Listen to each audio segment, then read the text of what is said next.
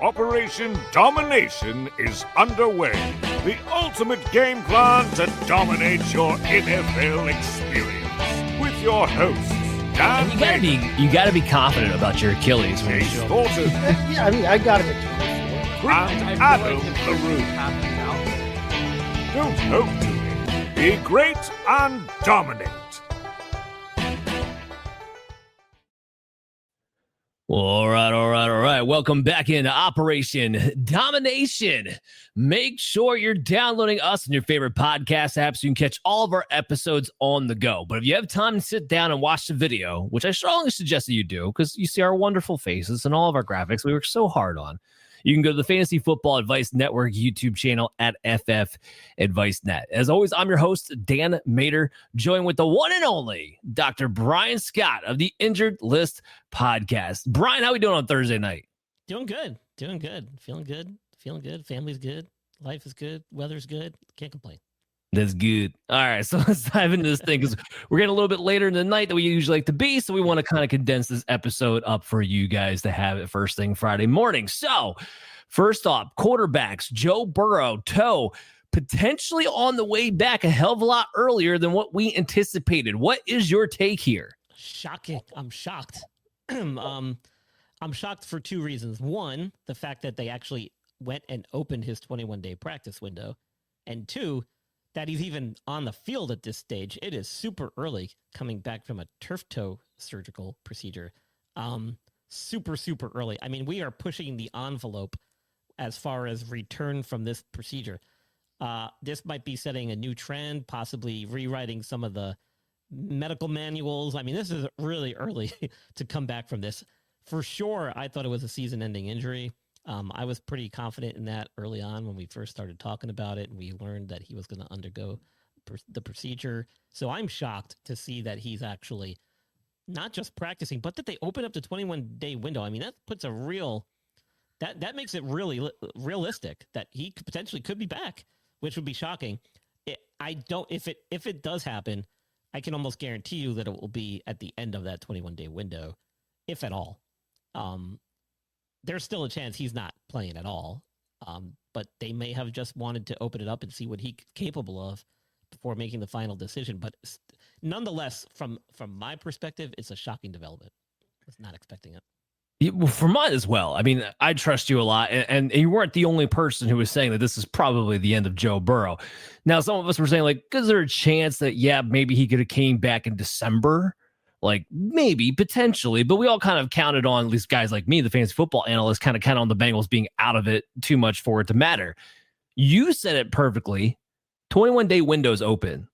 That's a real thing. That means they legitimately think he's going to come back within that 21 days. Otherwise, you don't open that window.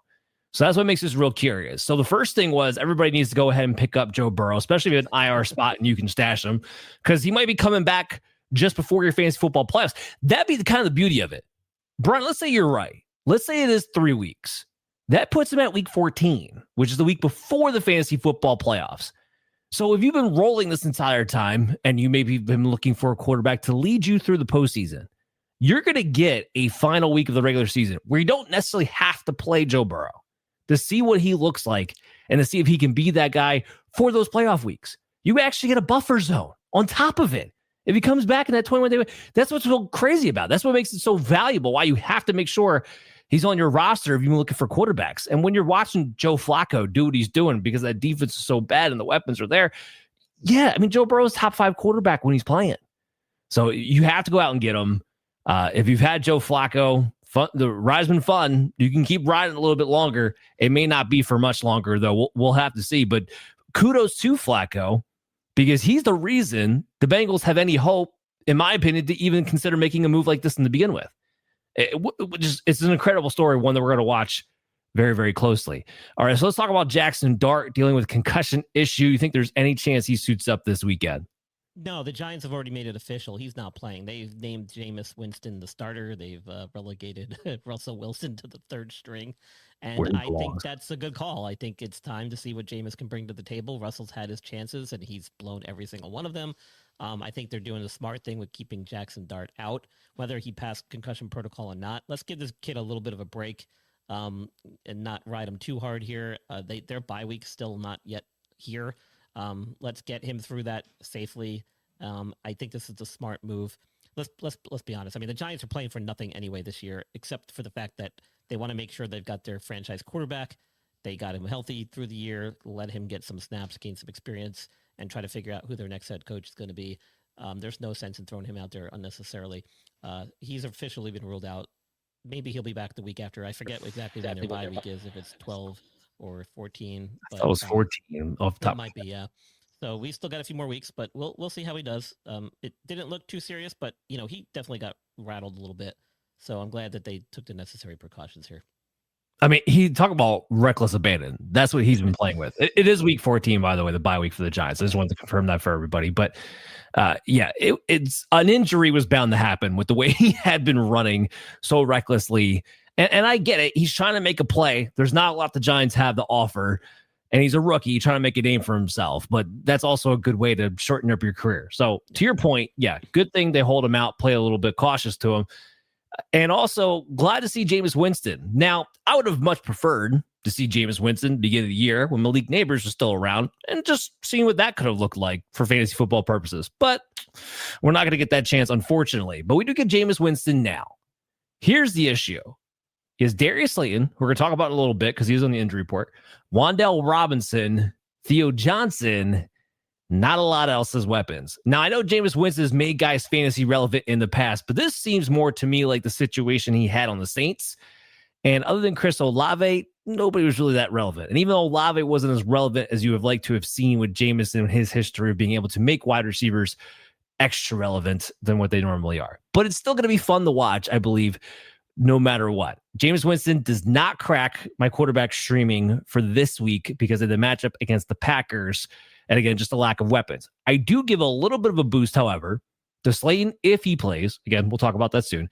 And Wandale Robinson. I do have him as a mid-level wide receiver 3 with some upside if he's going to be out there because, you know what? Winston throws YOLO balls. And Wandale, when he was being like super fantasy relevant just like 4 weeks ago, because he was getting thrown the ball down the field, that kind of regressed as the season has moved on.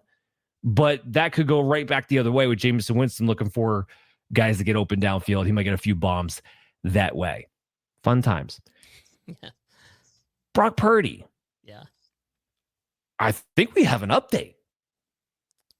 Yeah. I mean, it sounds like he's doing more each day at practice, and they are optimistic that he might be ready, if not this weekend, then possibly week 12.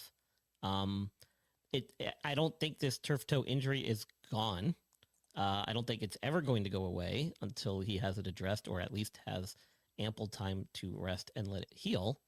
And that point has been echoed by their head coach, Kyle Shanahan. But they're preparing him ever more each day. He's taking more and more reps and ramping up his participation. I still don't think we're going to see him week 11. But week Are you 12, sure? Well, hold on. Because, I mean, maybe you don't have the last update that I have. Then. Because Kyle Shanahan today, during a show, said Brock Purdy very much going to be active. Not only is he very much going to be active and starting this weekend, he's not even on the injury report anymore. He practiced in full today. Well, that's shocking, too. And that's not the update I had, so thank you for filling me in. Yeah, that was an update going around. I think it was Game Film. There's some sort of show that Shanahan does on a podcast, and he came out on Thursday today and said that Brock Purdy is going to be active playing this Sunday and no longer on the injury report. He practiced aggressively yesterday, practiced aggressively today, and passed with flying colors. Doing that. I knew that there was still some optimism that he might be available, but then the fact that they're saying now he is and he's starting, good luck. That doesn't give us a vote of confidence at all. I don't. I mean, listen, everything Kyle Shanahan said so far has been erroneous, has been misleading. Sure. And not just with Brock Purdy, but with everybody they've had injured. Brandon Ayuk, Mac Jones, Ricky Pearsall. I mean, the list goes on. I can't put much stock in what he says. Now, fine, they're going to activate him. He's going to start. Are you going to see 100% Brock Purdy, who's barely ramped up his activity except for the last few days? Are you going to see him be as mobile as he normally is, which he does rely on his ability to scatter out of that pocket, I'm not so sure. And if this truly is a turf toe injury, which is what we think it is, given the amount of time he's been out, given the way this is unfolded, and not just this turf toe variant like they claimed it was, then there is a real serious potential for re-injury or aggravation by him stepping out there and going full tilt. So that's something you have to be wary of. And if you're willing to take those risks and use him as your starting quarterback on your roster, then just be aware that there is a good chance, probably higher than most other players, that he could be removed from this game because that toe becomes an issue again. I wish he had contacted me at ILP Sports Consultants LLC. This is a shameless plug, by the way, Dan. I'm throwing it in there. Shame I could away. have guided him and given him some injury consultation and helped him steer clear of this exact scenario and potentially gotten this problem addressed very early on in the season and not wasted so much time doing what they've done in San Francisco. I don't know exactly what he was dealing with. I can only guess based on all these reports that we've all been reading. I don't have any inside information, but had I can surely promise you it would not have unfolded this way, and we would have been in a much better position today. Well, sooner than we are today. Brian, I've already petitioned the 49ers to hire you and fire their training staff for a while now. So I'm looking for replacements. You're definitely the guy that I've been trying to recommend that they go ahead and do that with. As far as the fantasy impact of this, to your point. So here's what was also part of the story that was funny. Let me back up for a second. One of the reasons they said they brought him out to play week 4 when he got re-injured is that they were told by the medical staff that he would have to be hit a very particular way to re-injure that injury. That was the story that was being told. I know you're shaking your head. No, I'll let you comment about it in a second. But that's what Shanahan was putting out there, that they were told that they would be had to be hit in a certain particular way to re-injure himself. And then that hit wound up happening in the form of being stepped on, and that re-injured it. And then, here we are. Anyway, again, I'll let you comment in a second. So now they're saying that Brock Purdy has aggressively practiced on Wednesday, took all the first team reps on Thursday, has responded well, and is good to go. And Shanahan, again, mind you, lies his ass off quite a bit. Shanahan has said that we will not put out Purdy until we are sure he's 100% healthy, because Mac Jones has given us that luxury. So Shanahan, basically, without saying, is saying to you, Purdy's 100% healthy, or at least as healthy as he's going to be, and expect a normal Brock Purdy. What does that mean for fantasy football purposes? In theory, let's just take it from there. Low-end QB1, high-end QB2 this week. And the only reason he's even that high for me, because with this hiatus off, I would be nervous about rust. To your point, he needs his mobility to give him a little bit more of a floor value from week to week. The Arizona Cardinals might be the one team, especially on defense, as banged up as the 49ers right now. So that's kind of what that boils back to, where he does find his range. If you have Brock Purdy and you've been having quarterback trouble, he is in that streaming territory against the banged up Arizona Cardinal team in general, but defense as well. Okay, so now that I've given you the fantasy football of it all, go ahead and respond to everything I just laid out for you. Yeah. That I don't know many healthcare providers that can predict the exact type of forces or injury that needs to occur for a re-aggravation. Okay, let's be clear about that. He had the injury. It's an important part of the anatomy of your foot. It's under a tremendous amount of stress with just normal activities. You can't honestly tell somebody that, it's only going to get re-injured if you are hit at this angle, at this speed, this trajectory. That's impossible to say. Once he had that injury, the risk of re-injury is there with just normal walking, with just normal pivoting, planting, pushing off your foot. That's the significance of a turf toe type injury. And that's why it led to surgery for Joe Burrow. That's why it affected Deion Sanders' career to such a extent. So that's hogwash. I don't accept that explanation. So yeah, I'm just ignoring that entire line of commenting from Kyle Shanahan. the reality is that once that injury happened, without proper rest and treatment, it was never going to get better. And if he truly is 100% recovered, it's because of the amount of time they've given him to let it heal. And it may still be a turf toe injury, which means that the possibility of a re-injury or aggravation is very high, because no matter how much you try to emulate game-like conditions in practice, you just cannot do it. You don't necessarily, you're not able to make those quick agility type reactions in unknown circumstances. Everything is a controlled environment when you're on the practice field, no matter how much you try to simulate game conditions. So unless they were going full tilt scrimmaging with their defense, then there's no way that he replicated a game-like situation. And I don't buy it until we see him out there in the field. Yeah, no, I totally agree with you. I'm just laying out all the facts for you because it's a fun, interesting conversation. No, you're good. It's a fun, interesting conversation. Yeah. All right, so let's talk a little bit about Jayden Daniels. And here, we knew he was going to play this week, but I just kind of wanted to get into the whole, okay, there's a lot of reports that the dislocated elbow was not as bad as initially thought. He's not going on IR. Yeah. So what do you make of that as far as a timeline is concerned? Well, first off, apparently their MRI showed no ligament damage, which is impossible if you dislocate your elbow, unless you're Gumby or Plastic Man. Your elbow doesn't dislocate unless the ligaments have been torn. So that we can just throw out the window. Now, it wasn't enough of damage to result in the need for surgery, and that's not unusual with a first-time elbow dislocation. Plus, it's his non-throwing arm, so that all played into it as well. So that's not unusual to hear. And the fact that he could make it back before the end of the season, we said that was a possibility too. I think it will be at the earliest, not until after their Week 12 bye. And that may be a real possibility. Again, it's not his throwing shoulder or elbow, I'm sorry. He can play with a brace on it as a form of protection. That typically does require a very specific type of injury pattern for it to happen again, which as a quarterback getting tackled and sacked, your natural instinct is to extend your arm out to brace your fall. So that is a real possibility. So if he's going to play, that brace better be well fitted and well, a solid brace that can protect him, or he better know I got to tuck my elbow and not extend my arm out straight.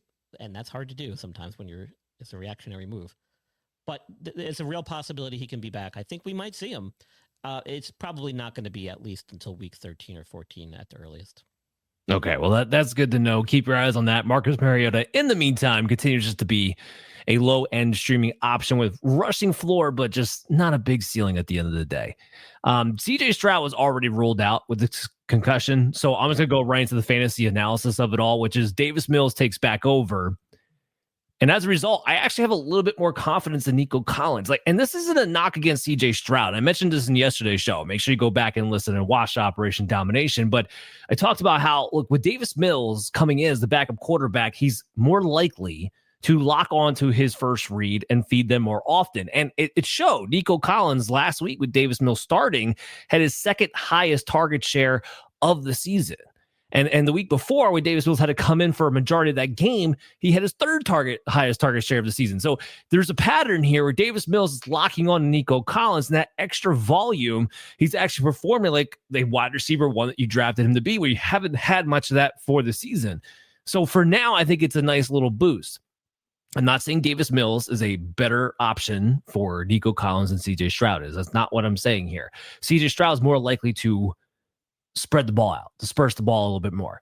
But here's what we got to watch. Houston came back, won that game against Jacksonville. If they're winning games by consolidating touches around a Woody Marks and a Nico Collins, then that might carry over for when CJ Stroud comes on back. But, just kind of throw that out there for now. Nico Collins, actually feel pretty confident about him as a wide receiver one this week, even with Davis Mills. Let's jump into the running backs. J.K. Dobbins dealing with that foot issue. Any update here? Because we did talk about this a little bit last week, but we haven't really gotten much more detail. He's not on my end. Correct. We don't know exactly what the injury is. However, they have said that they're monitoring it and that apparently he's seeking some type of second opinion. He's not been placed on IR, so there is some optimism that this might not be that serious and he may be able to return shortly. However, but for nothing else other than his injury history, this is very concerning. So I'm listing him as doubtful, at least for this week, if not for several weeks going forward. I don't think we'll see him. I don't think he was there at practice at all this week as of yet, and probably won't be if he's seeking a second opinion, because he could be doing that out of state. It sounds like a problem, and it could be a season-ending one if that's the case. It's J.K. Dobbins at a foot or a knee. Like a foot or a knee comes up with J.K. Dobbins, you automatically have to worry. And I feel bad for the guy, I do. But if you had J.K. Dobbins and you looked yourself in the mirror, you had to know that this was probably inevitable, because he's literally not made it through an entire season without picking up a few games absence, bare minimum, a few games absence, BTW. In the meantime, we're finally going to get to see RJ Harvey as the lead running back of the Denver Broncos this week and what that's going to look like. Now, here's the problem. Do not get overly excited this week about RJ Harvey. I have him as a mid-level RB2, which I think is very, very high and very, very fair for two reasons. One, Sean Payton's going to be a pain in our butts. Tyler Beatty and God knows what else he decides to come up with is going to get some touches, because that's just what Sean Payton does. RJ Harvey will still be the lead. But two, they got a matchup against the Kansas City Chiefs. This is not an easy defense for any running back to go up against. So kind of capped on the ceiling with the matchup. And then we have to know that Tyler Beatty is going to get involved, or somebody's going to get involved, where RJ Harvey getting, let's say 60% is the goal that we're looking for. Probably not 80%, like a lot of people would hope for in this situation. So just kind of keep that in mind. But definitely a guy in my top 24 and a starter this week nonetheless. I think we got some movement on the Bucky Irving front. We do. He was cited at practice and taking snaps through a walkthrough, mind you. So I'm not so sure that I'm convinced enough that he's going to get the green light, although he has been doing stuff, I think, in a limited fashion on Wednesday, Thursday. So he's listed as doubtful even still. Right, and that carries with it a 25% chance that he plays. So we're not going to see him probably this weekend, but that leads to some optimism for possibly week 12. Here's what I'm trying to wrap my brain around. Todd Bowles, I almost feel like they're like the same guy almost. But anyway, Todd Bowles comes out and says there's no timeline on Bucky Irving. This was on Tuesday. And everyone was like, great. So we're out of the bye. We thought he might come back after the bye. And now you're telling us there's still no timeline coming out of the bye week. So automatically we're expecting not to see Bucky Irving at all, not at all in practice. Then he practices a limited capacity on Wednesday. And then he practices a limited capacity again on Thursday. So everyone's like, what do you mean there's no timeline when he's finally doing things on the practice field he hadn't been doing before? Why are you bothering to yank your chains? Like, just come on. The best part was the video was of him literally being handed off a ball from Baker Mayfield and while wearing sweatpants. They're all wearing sweatpants doing a walkthrough. So that tells me absolutely nothing about it. Sure. That says nothing. Sure. But this is the first time he's been out there, so at least there's been movement for that. So yeah. We don't, again, like Brian said there, don't expect to see Bucky Irving this week, but now there's movement. At least we know that this isn't some like season ending injury that they just didn't want to tell us about. So we do have movement, at least in that sense. While we're on the Bucs, I mean, Chris Godwin, I know we're not the wide receivers yet, but he kind of fell into the same category. Yeah. I was just looking at his stuff earlier today. He was a limited participant on practice, which, again, opens the door for a potential return, although I'm not convinced we're going to see him still anytime soon. I think it was Jeremy Fowler of ESPN was reporting that it's still going to be multiple games before we see him back, possibly not even until late November or December. They keep referring to it as an aggravated left fibula. I don't know what that means. My theory all along has been that he had some type of stress fracture in that fibula in and around the area where he had hardware placed from the surgeries that he had done earlier. Other than that, the only other thing it possibly could have been is that he never healed that fracture, even with that surgery that he had. And if that's the case, that would explain why so many weeks out and so much inactivity. But usually with that, you have a definitive healing amount of time, and you can definitively diagnose whether it's healed, and that should be like, okay, he's good, let's get him out there. But we're not seeing that, so who knows what it was, but it sounds like it's still going to be a few more weeks before we see him back. Yeah, again, it's kind of like the Bucky everything. Great that we're seeing some kind of movement on that front, but yeah, not holding my breath. All it does is secure that, hey, if you have him on the IR, keep him there all the same. Isaiah Pacheco still dealing with the MCL, still not practicing. So are you surprised by this? They're coming out of the bye week. I'm not surprised. Sometimes these injuries can seem kind of mild at the beginning, and then over the course of the next few days or even a week or two, it can develop into a little bit worse an injury than they originally thought. And, the Chiefs are pretty deep at the running back position. It seems like every year they've got depth up the wazoo in all their offensive positions. So it's like a guy can go out and another guy will step right in and fill the void. And I think they're just being cautious here, given that they're coming toward the end of the season to make a run. So I think it sounds like it's probably going to be no this week for sure, which means he'll miss his second straight game. Possibly a third week it will be a third week because then they have a bye. So we're probably not going to see him back for at least a couple more weeks when they come off the bye. And that should be ample time. Okay. So Pacheco will be back here at some point. Until then, Kareem Hunt continues to be the lead guy and that you keep praying falls into the end zone, because if he doesn't score a touchdown, even as the lead running back, he just doesn't have a lot of value. Even when Pacheco's out there, this team has gone full pass first. They have all their weapons back. Mahomes is playing better than we've seen in the last few years. And that's not really a surprise. But with Hunt, he's one of those, like, you're starting running back in the NFL that, like, I begrudgingly want to play you because I know you have to fall into the end zone in order to have any value really whatsoever. The downside of this, if there is one really, is that Brashard Smith does not seem to be getting an opportunity to really show what he can do fully. Maybe something changed in that front coming out of the bye week. I'll be curious to see, because he strikes me like he could be the Jerick McKinnon type of this offense, which could be exciting in that role with the way this offense functions. But we haven't seen that come to fruition as of yet. So until we do, we have to keep assuming this is Kareem Hunt's backfield until Pacheco comes back, unless something else develops out of the bye week this week. Chris Rodriguez was dealing with a shoulder issue. Do you have an update here? Reports have said that he practiced in full on Thursday, and he's not carrying any specific game time designation. So it sounds like we'll assume that he'll be ready game day and active. So here's the other aspect of why I wanted to bring this up. Rodriguez is now the 1A to JCM being the 1B, with Jerry McNichols fully having the passing situation role as the backfield. It's a three-way committee. I say that to say this. I don't want to play a Washington running back, period. Like, you guys keep looking for value at JCM, proving he's not that good. Chris Rodriguez, that wasn't a fault. That wasn't like a unintentional situation that happened this past week. It was intentional that Chris Rodriguez was the lead guy, and he got banged up, and then JCM started getting work. I don't even know if this would have been a 50-50 split unless Rodriguez got banged up. Doesn't mean I want to go ahead and start Rodriguez. Very low level RB3 spot starter in a hard bye week for a team. If you need somebody just who's going to get touches in the backfield, fine.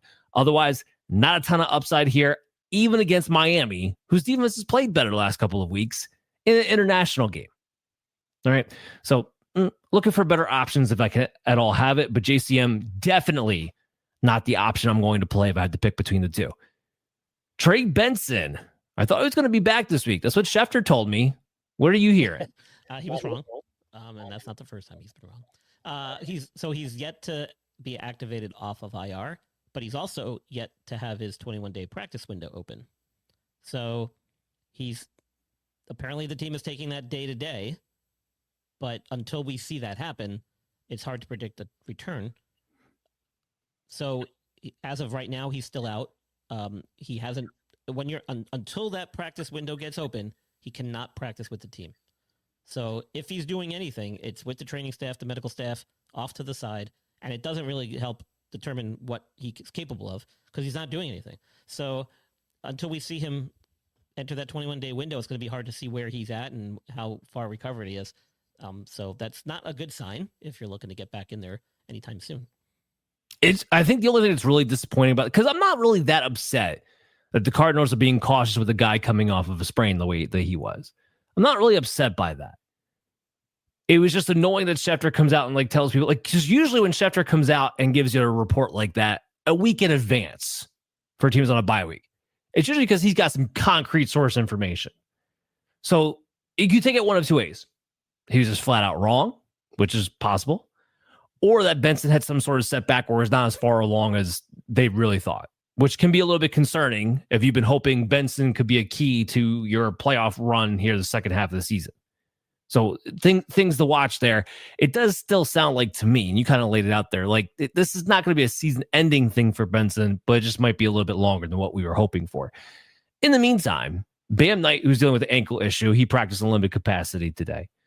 And Demercado continued to be the committee from hell because you don't know which one it's going to be from week to week.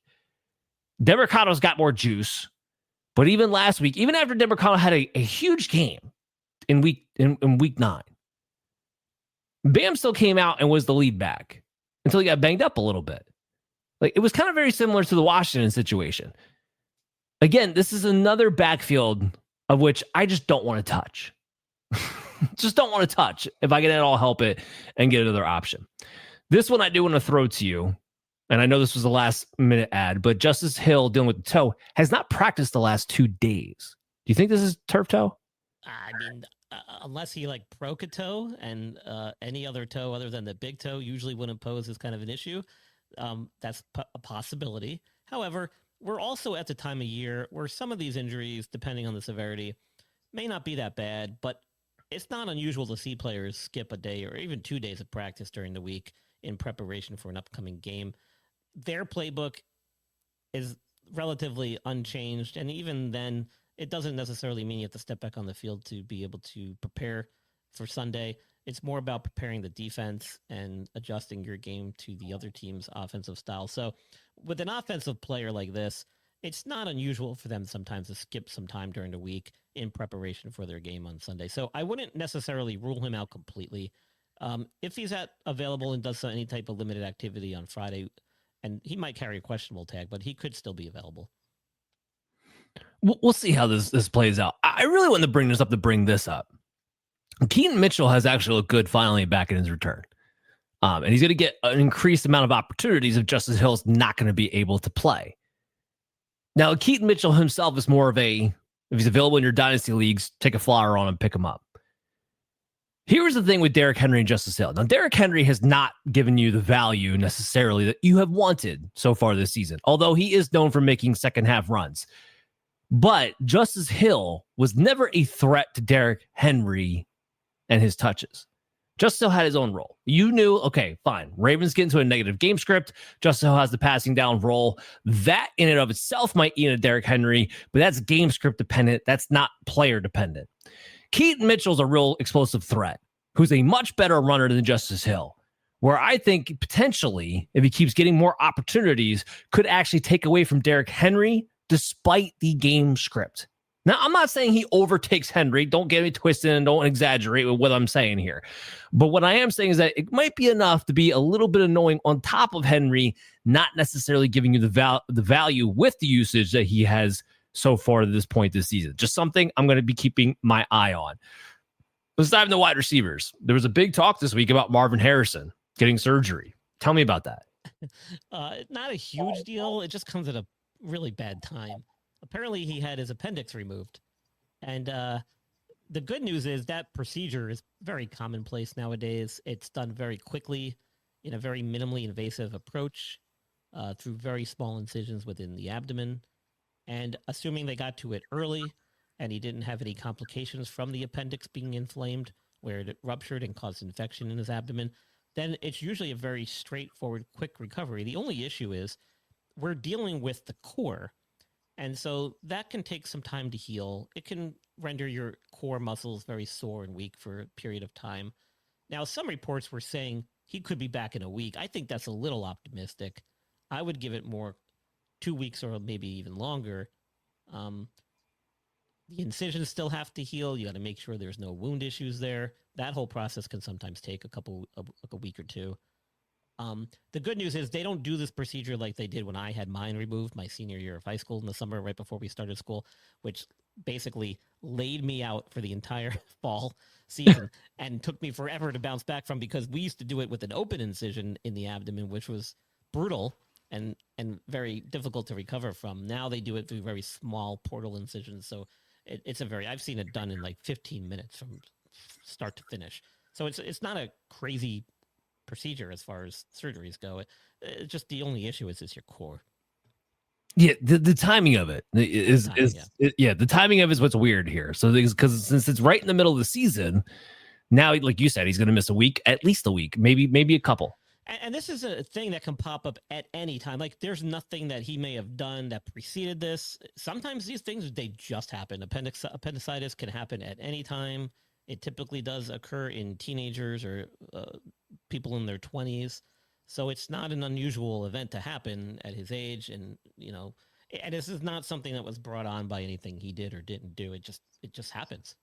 Yeah. Well, as a result of just happening, the Cardinals are going into this thing with no Benson, no Marvin Harrison, and no Kyler Murray. Not that that's really a downfall for anybody right now. In Marvin Harrison's absence, it means Michael Wilson likely goes to play his role within the offense. Greg Dortch maybe gets a little extra volume heading his way. It's Trey McBride all wheels up. Michael Wilson, if you're in deeper leagues, you want to take a shot on, I do have him as a high-end wide receiver 4 heading into this week. But this looks more to me like Trey McBride or bust, essentially, when it comes down to this offense playing against the San Francisco 49ers team, which, McBride should be open against because without Fred Warner, their linebackers cannot cover. All right, so we got some bad. I know this team's playing tonight, but we had some bad news on this, so I wanted to touch on it now. Garrett Wilson knee issue goes on IR. Do you think we're going to see him again this season? Well, I didn't know they put him on IR, and my guess is no, we don't now. Originally they were saying possibly 3 to 4 weeks, and I was saying if they're going to do that, he's probably not coming back. But now that they put him on IR, I'm almost certain we're not going to see him back. Yeah, it was.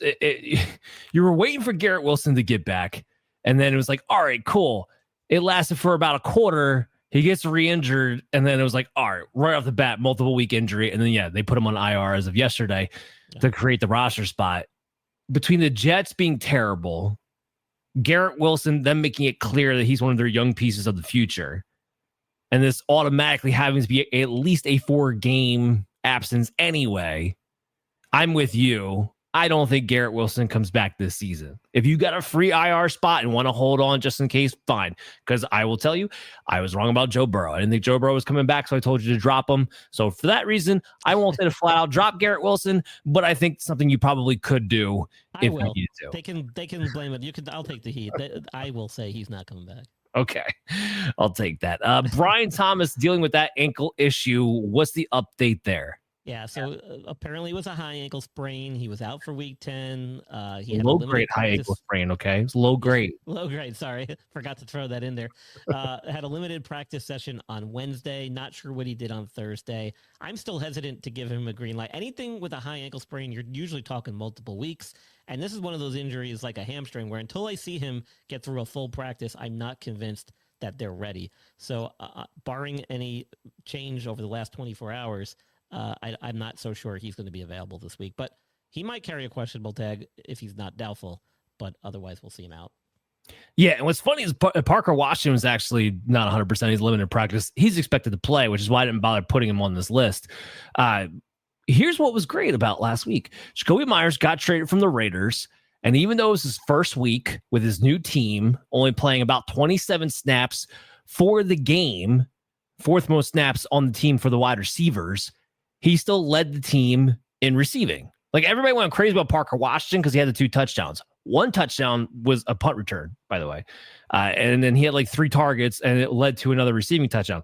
It's not usage I'm crazy about, especially when there was vacated targets all over the place. But Jacoby Myers comes in right away in a limited role because he doesn't know the full playbook yet and was already able to establish himself as being a trusted weapon for Trevor Lawrence.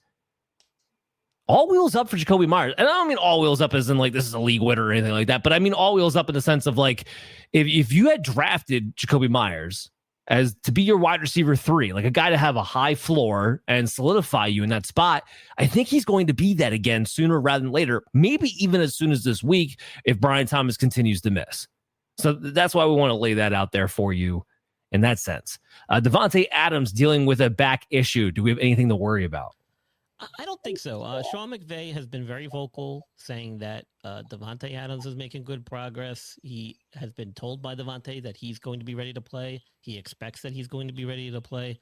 And it sounds to me like he probably will be. This is a veteran. He's not going to risk it in practice. He did a walkthrough the other day, I think, on Wednesday, coming off the injury. So it doesn't sound like it's a serious thing. It's probably more rest related.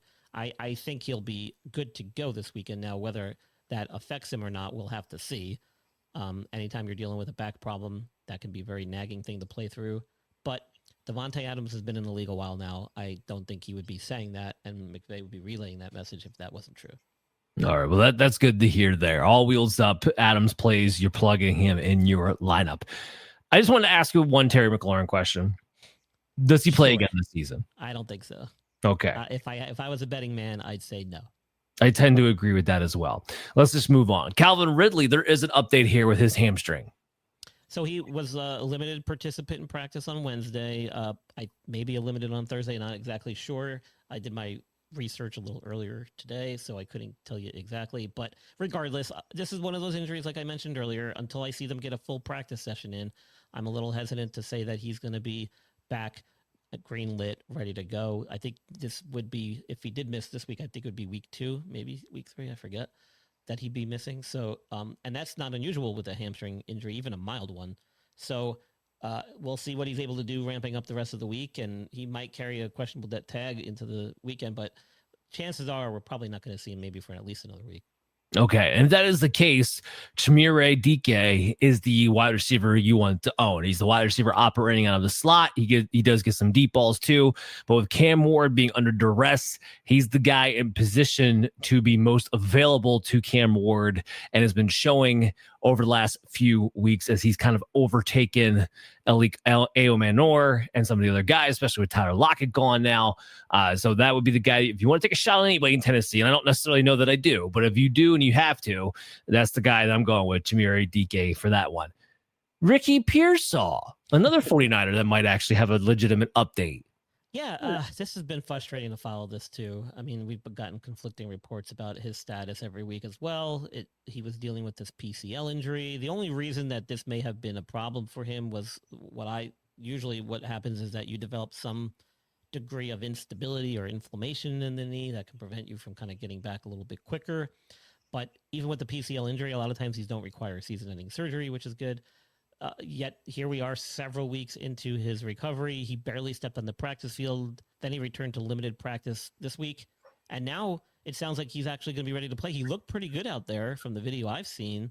He was making a lot of cuts, doing a lot of running patterns, and did not look like he was favoring either knee. I think they're playing in his hometown of Arizona. Him and Brock Purdy. Right. So maybe there's some extra motivation there. Maybe this was the plan all along, to get both of these guys back for this game, given the fact that they're playing in front of a home kind of base crowd for them. I'm coming home, baby. That would make sense. That would make sense. And I think we'll see Pearsall back. I think Pearsall coming back is more in line with treating that injury. And I think that if either guy is going to perform at a high level, I would give the edge to Pearsall. No, that's actually kind of nice to know, because right now Pearsall is my high-end wide receiver 4 territory. More so me wanting to kind of see it for a week. Also more so Juwan Jennings is playing like he's healthy, and George Kittle's back on the field and he's coming off of a pretty good game, looking like he's healthy too. So we're kind of actually back to a place where the 49ers have quite a bit of mouths to feed and are playing pretty healthy on top of it.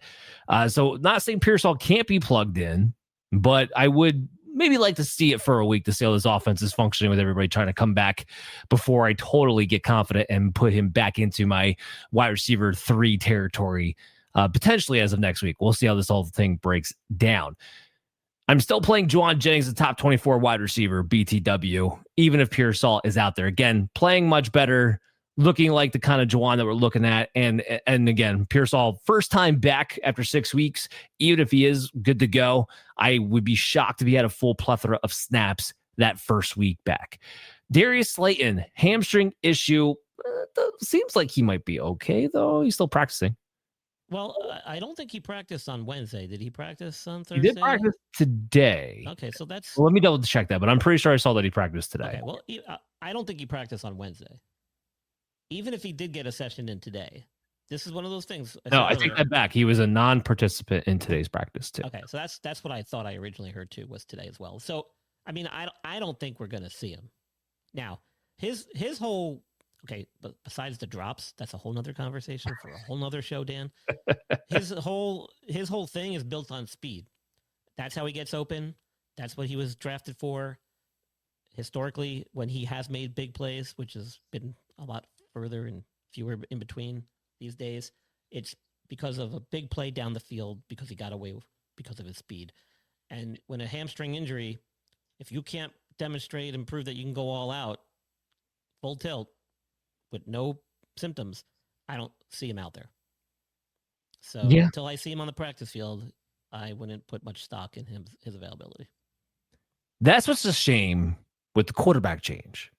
The Slayton of it. Slayton legitimately could be a wide receiver 3 with upside with Jameis Winston at the quarterback position. Like a guy like Slayton would benefit more than a guy like Wandale Robinson if he was out there. So he finally had the quarterback that he needed. And it was, I mean, I know he had the drops, but was actually kind of putting up some productivity. He had a decent game against Chicago before he got knocked out of it there. And now we're left with, well, you have Wandale and Jalen Hyatt.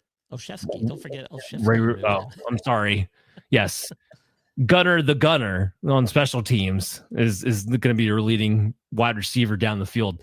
Yeah, doesn't get me super excited. I'm just. I don't even know if we're gonna. Jalen Hyatt wanted to be traded. I thought. Have they even? Well, I walked it back. I meant to say Ray-Ray McCloud. So, I mean, tomato. What is the difference? It's Wandale Robinson, Theo Johnson, and then a bunch of nobodies heading into this week because Slayton doesn't get to take advantage. Essentially, how that just breaks down.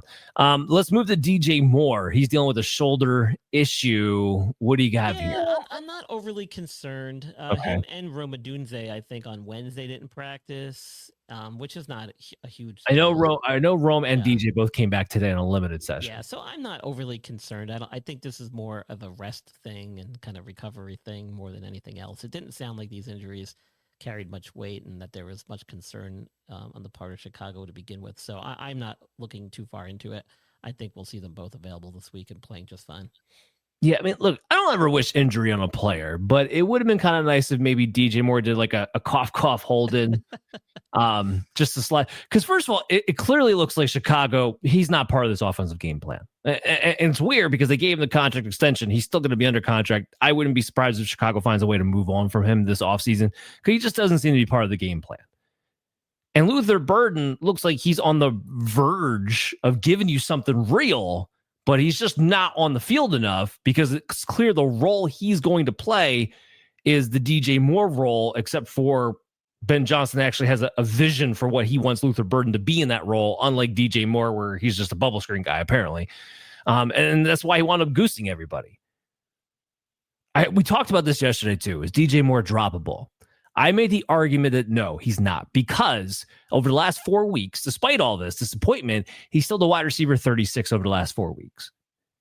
It's hard to tell me that somebody who has been the wide receiver 36 over the last 4 weeks is the worst player on your roster to go ahead and drop. Maybe he is. But we also made the point that, look, if you're in a position where you do need to drop him or can drop him, then it's fine to drop him. Because simply put, there's just not a lot of ceiling that comes with DJ Moore right now with the way this offense is functioning. And Luther Burden, there could be. That's a golden lottery ticket that I'm willing to try to stash because I would not be surprised if we do see some sort of movement where Burden takes over DJ Moore in the upcoming weeks. All right, let's move into the tight ends. Dalton Kincaid, hamstring. What do you got there? Yeah, so he left the Week 10 game with some injury, was ruled out for the rest of that game. They're labeling him week to week. I don't think we'll see him this week.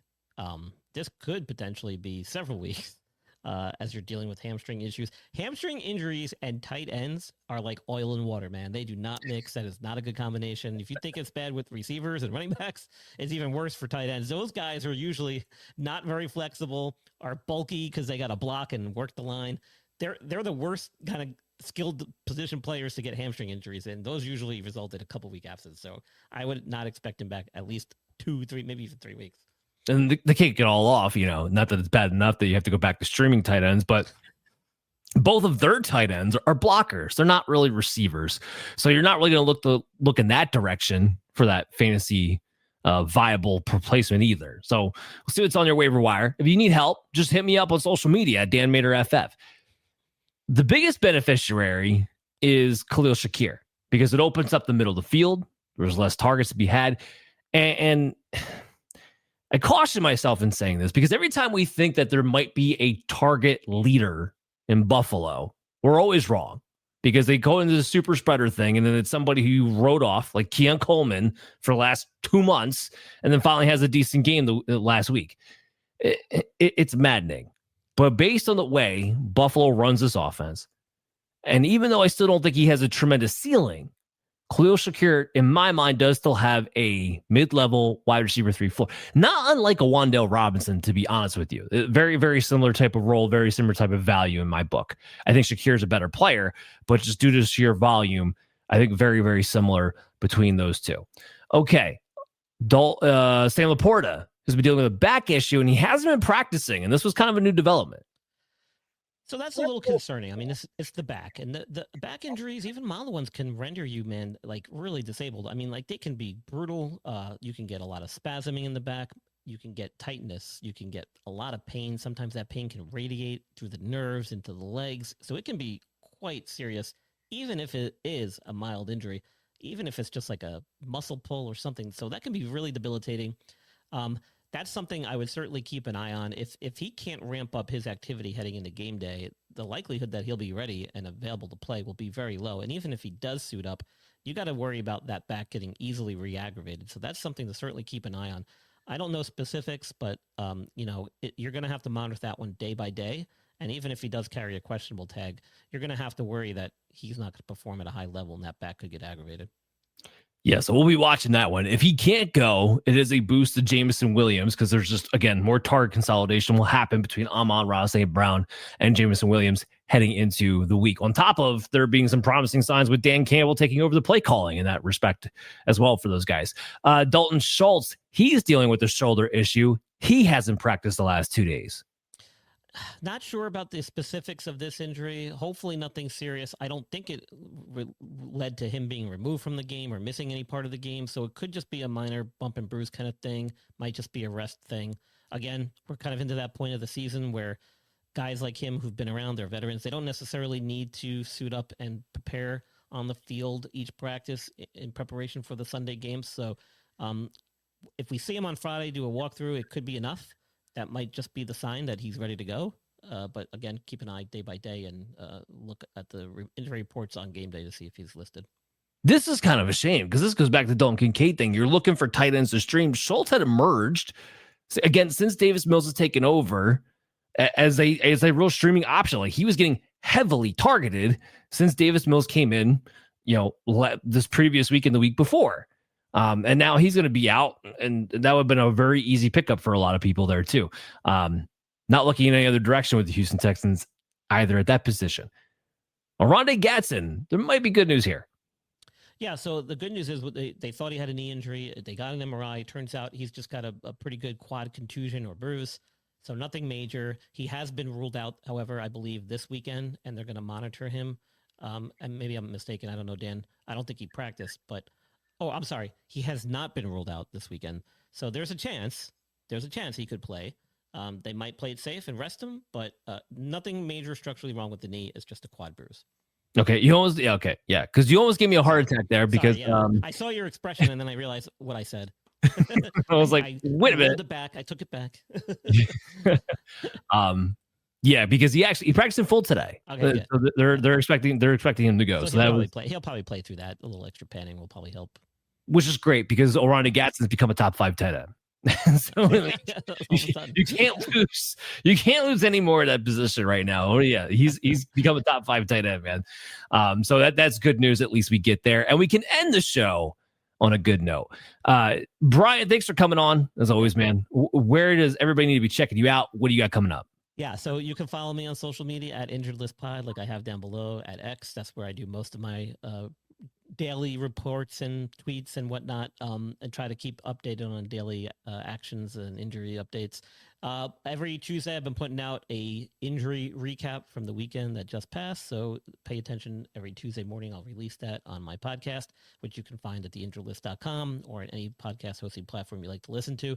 And then, of course, that sports podcast network, the guys I collaborate with, I'm there Fridays and Sundays at TSS Fantasy, giving last-minute injury updates. And, of course, here on Operation Domination every Thursday, taping Friday show. Love it. Love it.